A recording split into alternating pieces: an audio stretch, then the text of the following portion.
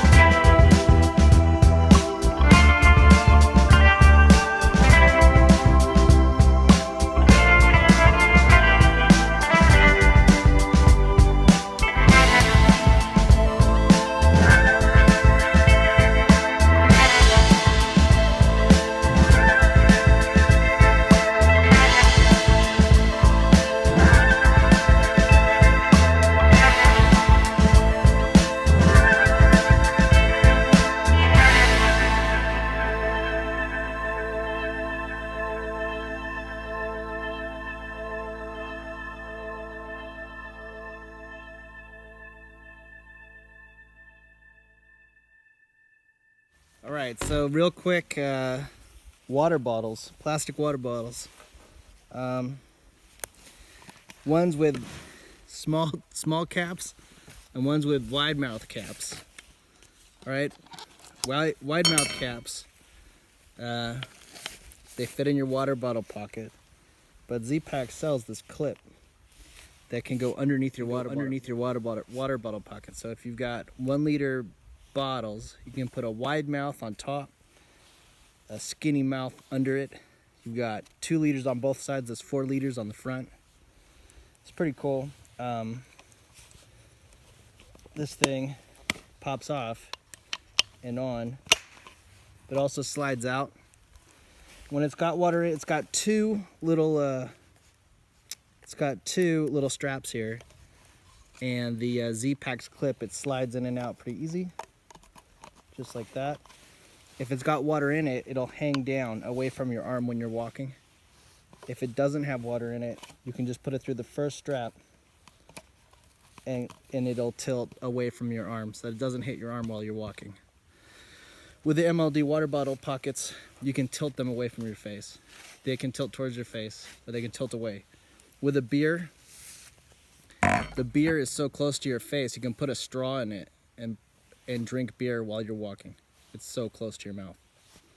So the other awesome piece of kit that I bought from Z-Packs recently is the sit pad. This is my second sit pad. I lit my first on fire trying to use it as a windscreen with my BRS stove. But this 1 ounce sit pad from Z-Packs, it's awesome. $10. This is my second one. Super warm on my back. Super warm to sit on. Awesome for pebbles and stuff. When you put it on the cement or on the pebbles and sit down on it, it's really comfortable. You can sit on it for as long as you want. It's totally awesome. It protects your back, kind of works as a back panel for the pack. Protects you from sharp objects in the pack. It just works great. It's totally awesome. I'm trying to think. Yeah, I like Z-Packs a lot for just the little things that I bought from them. I've never bought a Plexamid or a Duplex or an Arc Haul or a Nero pack or anything like that from Z-Packs, but I did buy I bought the beanie, the sit pad, the wallet, and this little clip for the water bottles. It's all awesome. All of the accessories that I bought from them are awesome.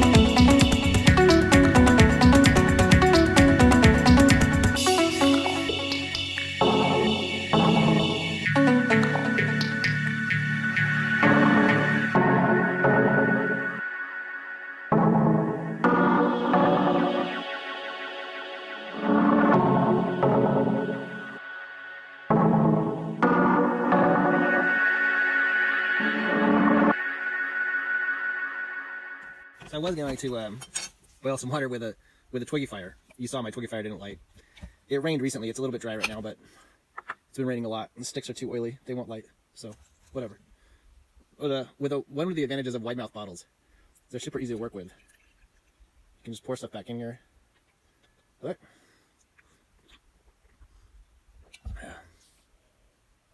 And, you can actually just spoon. You can take my Metagalia de Oro instant espresso, put it in this cold water, wait until morning, just shake it up, and it'll dissolve in the water, and I can just drink some coffee tomorrow. Alright, so check this out if I... Okay. Alright, here's this. And I'm going to put in quite a bit, like a full day's worth of caffeine, because there's a lot of water.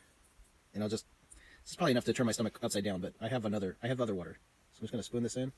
See that? It doesn't even all get in there, but at least with a wide mouth bottle, a lot of it doesn't. With a little bottle cap, it's like impossible to get the stuff in there. So how many teaspoons is that? Like 3 or 4? This is 5, 6. I'll put like 7, 8. So tons of it spilled all over the place, but whatever. It's easier to get it in here because it's a wide mouth. Basically, with the Patagonia micro puff jacket, you know, they're using a a custom ultra lightweight quantum Pertex. So this jacket is quantum Pertex rather than 10 denier nylon. But the custom design of this quantum Pertex is designed for failure. It's designed to be replaced. So when you first get it, it has kind of a fuzzy texture to it. And when you put this jacket into the washing machine one time, not even in the dryer, if you hang dry it, just wash it once, the fuzzy comfort that's on this custom quantum Pertex, it comes right off. It literally just washes off in the washing machine.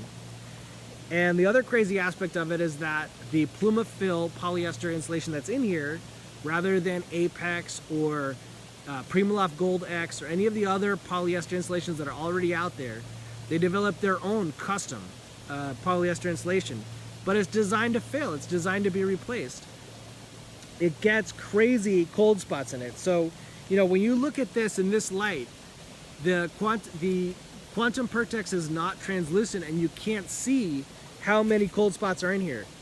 But at work, I've got a locker room that's got these funny neon lights in the ceiling that allow me to look in the mirror and see right through this quantum Pertex and show you where all of these cold spots are. It's absolutely crazy. There's tons of cold spots in this Plumafill polyester insulation, and that's after only one washing. Okay, so we're talking about like hardly any wear and tear at all. Just washing the jacket once will cause the jacket to almost completely fail, so that it's just a summer garment. You know, this is a one-season garment for warm, mild, more or less perfect shoulder season weather where there's just only a slight chill. It really is just a windbreaker, but it's a go-to. It's awesome for that, but it is possible to do so much better, you know. And it's crazy how Patagonia is actually making this jacket warmer. They're making the Macro Puff, which is basically for executives from Manhattan who want a really, really fancy, expensive jacket to look cool during the wintertime in Manhattan. But what's crazy is that this jacket fails, and so they're actually making that Micro Puff without quantum Pertex. They're using a thicker nylon shell so that you can't see the Plumafill inside the jacket. Because if you could see through that nylon shell, you would be able to see that there's insane cold spots in that huge puffy. You know, I mean, it's crazy how like the cold can just blow straight through that jacket. I mean, after one washing, the Plumafill separates and you get kind of like these tiger stripes. You get these weird zebra stripes where there's like a cold spot, warm spot. There's basically like cotton balls and then no cotton balls and then no cotton balls. And the cold air can just pass right through it, you know. It's not gonna work. Next year in 2020, when people start buying that Micro Puff, they're gonna start freezing. You know, once you wash it one time, the thing fails, and it costs like $700 or $800, maybe like $1,200 to buy it. It's just crazy. I don't know what's going on.